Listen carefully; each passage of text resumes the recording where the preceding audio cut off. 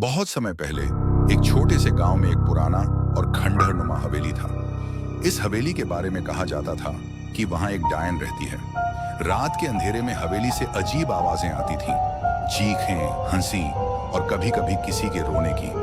गांव वाले इतने डरे हुए थे कि उस हवेली के पास जाने की हिम्मत नहीं करते थे। गांव में रामू नाम का एक निडर लड़का रहता था।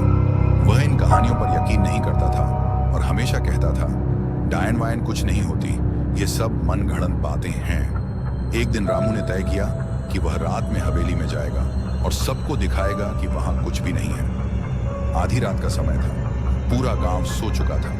रामू ने अपनी टॉर्च और लकड़ी का डंडा उठाया और हवेली की ओर चल पड़ा। जैसे ही वह हवेली के पास पहुंचा, उसे लगा कि कोई उसे देख रहा है, लेकिन उसने अपने डर को नजरअंदाज किया और अंदर चला गया।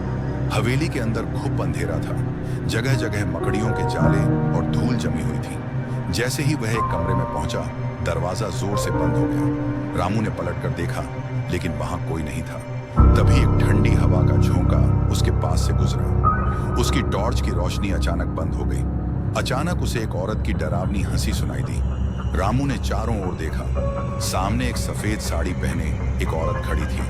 उसके लंबे खुले बाल थे और उसकी आंखें खून की तरह लाल थीं। वह धीरे धीरे रामू की तरफ बढ़ने लगी।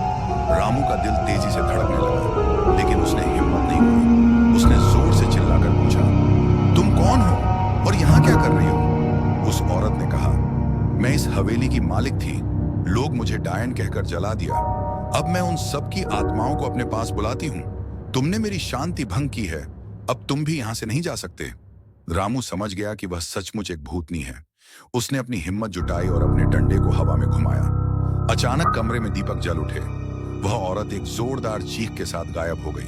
सुबह होते ही रामू भागते भागते गांव वापस आया। उसने सबको यह कहानी सुनाई। गांव वालों ने तय किया कि वे उस हवेली को हमेशा के लिए छोड़ देंगे। उस दिन के बाद कोई भी उस हवेली के पास नहीं गया।